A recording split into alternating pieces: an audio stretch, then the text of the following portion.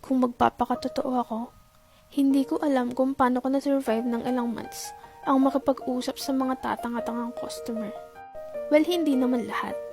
Pero meron kasi, ini-indicate ko na nga yung price ng mga products. May magtatanong pa kung how much. Naka-indicate na rin kung ano yung mga inclusions sa box. Magtatanong pa kung anong laman. May iba akong items na payment first basis. Magtatanong pa kung COD.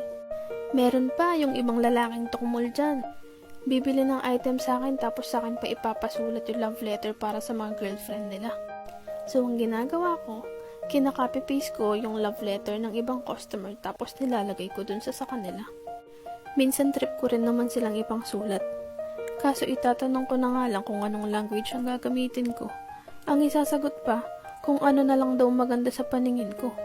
Gago ka ba? Meron pa, Diyos ko. Bigla na lang nagre-resched ng meetup. Sana ikaw na lang owner. Sana natulog na lang ako sa